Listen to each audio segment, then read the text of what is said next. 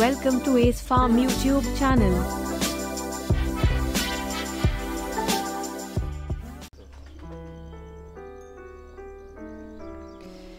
जब भी हम कोई अपने फैंसियर कोई जानवर अपने पास रखता है या कोई पर्सन अपने पास कोई पेट जानवर रखता है या पालता है उसको, तो उसकी सारी जिम्मेदारियाँ वो उस ओनर के ऊपर या उस मालिक के ऊपर आ जाती है कि वो उसके खाने पीने का ही नहीं, बाकी की उसकी साफ़ सफाई का और उसके हेल्थ का सभी का ध्यान रखे। इन सब में जो सबसे ज़्यादा इम्पोर्टेंट होता है वो फूड, क्योंकि फूड ना सिर्फ इसमें मायने रखता है कि भाई वो पूरा का पूरा न्यूट्रिशन प्रोवाइड करे, या खाना सिर्फ पेट भरने के लिए नहीं होता है, वो ऐसा फूड होना चाहिए ताकि उसको पूरा का पूरा न्यूट्रिशन मिल सके, उसकी ग्रोथ हो सके। हाय, मैं सोनू मिर्ज़ा, आपका दोस्त एस फार्म महाराष्ट्र से, और आज हम डिस्कस करेंगे या बात करेंगे कबूतरों के लिए फूड कैसे बनाया जाए और क्या फूड देना चाहिए। हर एक को लगता है कि ये बहुत ही इजी टॉपिक है, बहुत ही आसान टॉपिक है। हालांकि इसके लिए काफ़ी रिक्वेस्ट आई थी हमें कि फ़ूड के ऊपर वीडियो बनाने के लिए, लेकिन नॉर्मली ये सोच होती है कि भाई कुछ भी फूड लेकर आकर डाल दो कबूतरों को, वो खा लेते हैं। नो डाउट, हर कोई अगर कबूतर भूखा रहेगा तो आप उसको जो कुछ भी दे दोगे वो खा लेगा, लेकिन क्या उसकी हेल्थ अच्छी रह पाएगी, क्या वो ब्रीडिंग अच्छे से कर पाएगा, ये सारी के सारी चीज़ डिपेंड करता है कि आप उसको कौन सा फूड दे रहे हो और फूड से उनको क्या न्यूट्रिशन मिल रहा है। खाना देना अलग बात है और उसका न्यूट्रिशन कंप्लीट करना अलग बात है। आज यही सारी बातों के ऊपर हम लोग एक डिस्कस करेंगे कि फ़ूड कैसे बनाना चाहिए। नॉर्मली हम लोग ब्रीडिंग टाइम के लिए अलग फूड और मेंटेनेंस के लिए अलग फूड यूज़ करते हैं, लेकिन उसका एक प्रिंसिपल होता है, बहुत ज़्यादा कॉम्प्लिकेटेड नहीं, बहुत आसानी से छोटी सी चीज़ों के अंदर हम लोग इस बारे में डिस्कस करेंगे और आसानी से समझने की कोशिश करेंगे कि फूड का बेसिक प्रिंसिपल जो कबूतरों के लिए हम देते हैं उसका क्या है। देखिए, बेस होता है कभी भी, मतलब फूड हमेशा सिर्फ 3 बेसिक चीज़ों को प्रोवाइड करता है, उसके साथ वो विटामिन्स मिनरल्स भी होते हैं, लेकिन बेस होता है उसका कार्बोहाइड्रेट, प्रोटीन और फैट।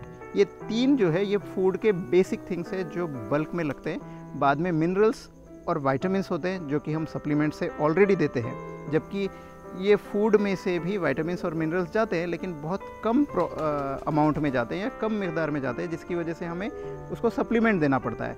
अब बेस जब हम जो दाने डालते हैं तो वो होता है कार्बोहाइड्रेट प्रोवाइड करना, प्रोटीन प्रोवाइड करना और फैट्स प्रोवाइड करना। तो कोई भी कबूतर की ब्रीडिंग के लिए हो या मेंटेनेंस के लिए हो, बेस हमेशा कार्बोहाइड्रेट का, क्योंकि कार्बोहाइड्रेट आपको एनर्जी प्रोवाइड करता है। उड़ने के लिए या घुटरने के लिए, ब्रीडिंग के लिए जो एनर्जी लगती है वो कार्बोहाइड्रेट से आती है, और कार्बोहाइड्रेट मिलता है हमको सीरियल्स से, या फिर जो दाने होते हैं जैसे गेहूँ, ज्वार, बाजरा, कुछ लोग मक्का और चावल भी देते हैं। तो ये जो चीज़ ऐसी ग्रेन्स है जो तोड़कर 2 हिस्सों में नहीं डिवाइड होता है, यानी जिनके दालें नहीं बनती हैं, जिसके लिए हम खाने के लिए यूज़ करते हैं, या तो रोटी बनाते हैं या चावल बनाते हैं, तो ऐसी वाली चीज़ों का मेजर सप्लाई होता है कार्बोहाइड्रेट, क्योंकि ये वाले ग्रेन्स के अंदर प्रोटीन बहुत कम होता है। जैसे मक्के में 8% प्रोटीन हो गया, तो चावल में 6% प्रोटीन होता है, यानी प्रोटीन कंटेंट बहुत कम होता है, लेकिन कार्बोहाइड्रेट बहुत ज़्यादा होता है। तो ये हमारा सबसे ज़्यादा बेस होना चाहिए। उसके बाद हमारा सेकेंड सोर्स आता है जहाँ पर ये प्रोटीन होता है। प्रोटीन के लिए बहुत अलग अलग सोर्सेस है, चाहे आप मसूर ले लीजिए या मटकी ले लीजिए, या बटाने, चना, मूंग, चौले या लोबिया जिसको कहते हैं, ये सारे के सारे चीज़ें जो दाल की कैटेगरी में आती हैं। यानी अगर इसको ह्यूमन बीइंग के कंजम्पशन के हिसाब से सोचें तो ऐसी चीज़ें जिनकी दाल बनती है वो पल्सेस हो गए, और उसको वो प्रोवाइड करते हैं कबूतरों को प्रोटीन्स। और तीसरा जो इम्पोर्टेंट थिंग्स होता है वो फैट होता है। ये सबसे कम क्वांटिटी में लगता है, सबसे कम। इसके अंदर आप सनफ्लावर या करडी इस्तेमाल कर सकते हो, कुछ लोग मस्टर्ड या राई भी इस्तेमाल करते हैं, और लिनसीड भी इस्तेमाल करते हैं, लेकिन इसके ऊपर हम लोग धीरे धीरे डिस्कस करेंगे। ये 1% से ज़्यादा नहीं होना चाहिए, मतलब 100 किलो में 1 किलो से ज़्यादा ये करड़ या फिर राई या अलसी ये यूज़ नहीं करना चाहिए। ये अगर इसका 1 किलो से 1.5 किलो बढ़ाना है तो ये सिर्फ सर्दियों के दिनों में कर सकते हैं, बाकी के दिनों में 1 किलो से ज़्यादा, 100 किलो में 1 किलो से ज़्यादा ये नहीं होना चाहिए। उसके बाद ये जो प्रोटीन सोर्स है, इसका मतलब ये सारे के सारे जो दिखा रहे हैं, इसका मतलब ये नहीं कि आप ये सारे के सारे यूज़ करना है। इसमें से जो आपके पास अवेलेबल होता है वो आपने यूज़ करना है। बहुत सारे फैंसियर्स को मैंने देखा है कि वो कहते हैं कि भाई हम लोग तो बहुत प्रीमियम फूड इस्तेमाल करते हैं, बहुत महंगा वाला फूड इस्तेमाल करते हैं। इसका ऐसा ज़रूरी नहीं है कि महंगा वाला फूड इस्तेमाल किए तो वो न्यूट्रिशन प्रोवाइड कर रहा है। आप सस्ता वाला भी फूड यूज़ कर सकते हो, डिपेंड करता है कि मार्केट में देखिए मूंग अगर 100 रुपये किलो मिल रही है और आपको बटाना अगर आपको 50 रुपये किलो मिल रहा है, आप मूंग की जगह आप बटाना यूज़ कर सकते हो। बिल्कुल, क्यों? क्योंकि वो सिर्फ प्रोटीन प्रोवाइड करने के लिए ही इस्तेमाल किया जाता है। लेकिन जितने ज़्यादा वेरिएशन रहेंगे उतना अच्छा है। 7 से 8 तरह के दानों का मिक्सचर हम लोग बनाएंगे। उसको बनाकर आप अगर कबूतरों को फीडिंग करोगे तो वो ब्रीडिंग भी अच्छी करेंगे, हेल्थ भी अच्छी रहेगी। अब आते हैं कि इसको क्या यूज़ करना चाहिए। जहाँ तक मुझे नहीं यूज़ करने का है तो मैं रिकमेंड करूँगा कि चावल और मक्का इसको यूज़ कम ही किया जाए। फैंसी पिजन्स में तो बेहतर रहता है क्योंकि चावल में न्यूट्रिशन बहुत कम है, और अगर आप धान इस्तेमाल करें तो उससे ट्रैकोमोनाट्स जो डिसीज़ कैंकर है वो होने की चांसेस होती है, तो कम इस्तेमाल करें। बेस सबसे अच्छा होता है ज्वार, गेहूँ और बाजरा। अगर आप एक फूड बनाना चाहते हो जो 100 किलो के आसपास का फूड है, जो 100 केजी के आसपास, तो उसमें 75 किलो के आसपास ये सीरियल्स होने चाहिए, जहाँ पर गेहूँ, ज्वार और बाजरे का मिक्सचर हो, जिसके अंदर 75 किलो में से हार्डली 60 किलो आपको ज्वार लेनी है, 10 किलो गेहूँ और 5 किलो बाजरा। इससे ज़्यादा आप बिल्कुल ना लें, क्योंकि गेहूँ अगर ज़्यादा हो जाएगा तो डाइजेशन में प्रॉब्लम होता है। एमाइलोपेक्टिन्स और ग्लूकोन्स जो होते हैं वो डाइजेशन नहीं हो पाता है। और ये अगर गेहूँ ज़्यादा देंगे तो फैंसियर्स ने ऑब्जर्व किया होगा कि कबूतर की जो ड्रॉपिंग होती है वो पेस्टी हो जाती है। मतलब ये टूथपेस्ट की तरह जो पेस्ट निकलता है, वैसी पेस्टी ड्रॉपिंग हो जाती है, क्योंकि वो डाइजेशन प्रॉपर नहीं कर पाते। तो नियर अबाउट 60 किलो आपने ज्वार लेनी है, या 6 किलो, अगर 10 किलो अगर कोई फैंसियर बनाना चाहता है तो 6 किलो ज्वार, 1 किलो गेहूँ, आधा किलो बाजरा। ये आपका पूरा 7.5 किलो हो जाएगा।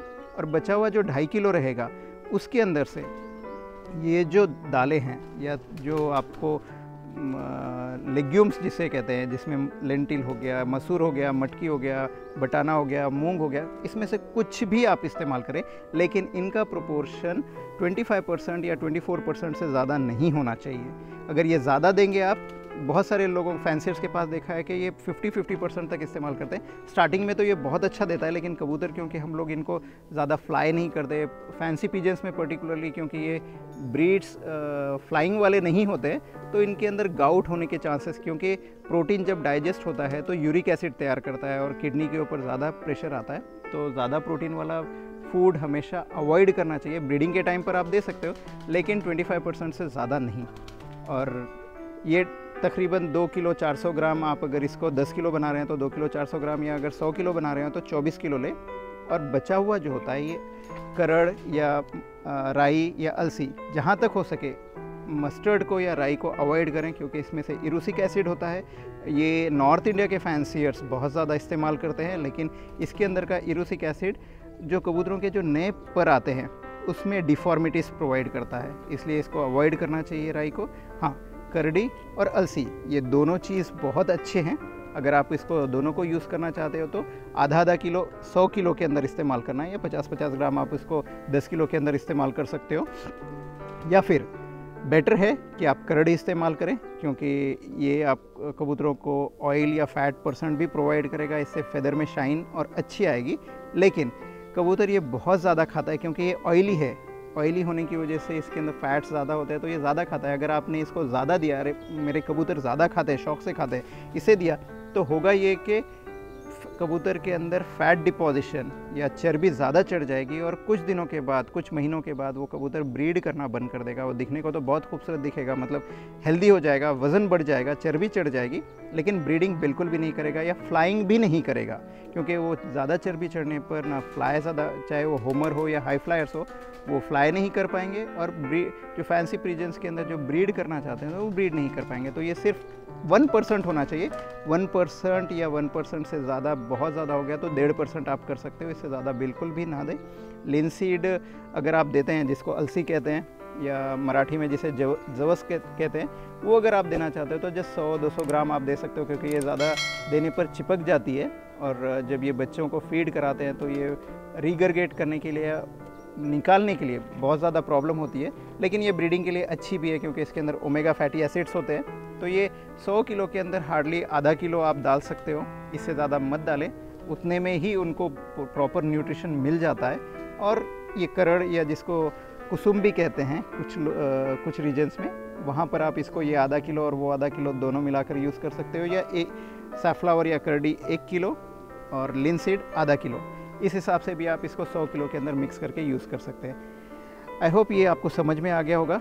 रही बात यहाँ पर जो प्रोटीन जो दालें वाले हैं, तो इसमें से ये सारे यूज़ करने की ज़रूरत नहीं, जो भी आपके रीजन में ईज़िली और सस्ते में मिल सकता है, अच्छी क्वालिटी में मिल सकता है। सस्ते का इसका मतलब ये नहीं कि आप लो क्वालिटी का मतलब जिसमें कीड़ा लगा हुआ हो, ऐसा नहीं। जो सस्ता इन द सेंस दैट मूंग अगर आपको 100 रुपये किलो मिल रही है और मटकी आपको 40 रुपये 50 रुपये किलो मिल रही है, तो आप मूंग की जगह मटकी बिल्कुल भी यूज़ कर सकते हैं। दोनों में भी प्रोटीन % नियर अबाउट उतना ही है और उनके दोनों की जो न्यूट्रिएंट सप्लाई की कैपेसिटी है उतनी ही है।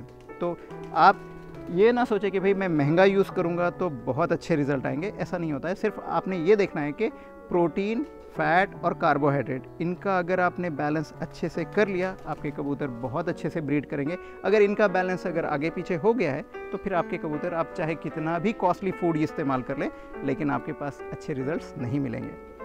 आई होप फ्रेंड्स ये आपको समझ में आ गया होगा कि कबूतरों के अंदर ब्रीडिंग के अंदर और बाकी के टाइम में जो फूड यूज़ करते हैं उसका इम्पोर्टेंस क्या है। ब्रीडिंग के टाइम पर तो आप इसको 25 to 30% दालें इस्तेमाल कर सकते हैं पूरे फूड के अंदर, लेकिन जब मेंटेनेंस हो तो प्रोटीन की रिक्वायरमेंट बहुत कम हो जाती है, तो इसको आप 20% से 25% के ऊपर आप मेंटेनेंस के ऊपर रख सकते हो। आई होप आपको ये समझ में आ गया होगा कि कबूतरों के अंदर फूड बनाते वक्त सिर्फ कॉस्टली वाले फूड यूज़ करने की ज़रूरत नहीं होती है, क्वालिटी वाले फूड यूज़ करें और जहाँ तक हो सके कार्बोहाइड्रेट, प्रोटीन और फैट्स, इनका कॉम्बिनेशन जो है इसको बैलेंस मेंटेन करने की कोशिश करें। अगर ऐसा रहेगा तो आपके पास के कबूतर हैप्पी और हेल्दी भी रहेंगे और उनको सारा का सारा न्यूट्रिशन भी मिलेगा। वो फ्रेंड्स कि आपको ये न्यूट्रिशन का, जो कबूतरों की जो न्यूट्रिशन है उसको कैसे बनाना है, इसके बारे में जो कुछ भी डिटेल्स बताया वो मैं साइड में आपको बता दूंगा कि 10 किलो और 100 किलो के अंदर अगर आप सीरियल, पल्स और ऑयल सीड अगर ये इस्तेमाल कर रहे हो तो उनकी क्वांटिटी कितनी होनी चाहिए, वो आपको साइड में दिख जाएगी। आप उस हिसाब से वो रेशो प्रोपोर्शन में आप इसको फॉलो कर सकते हैं। आई होप फ्रेंड आपको ये वीडियो ज़रूर पसंद आया होगा। वीडियो को ज़रूर शेयर करें और लाइक करें और चैनल को सब्सक्राइब करना ना भूलें। Thank you.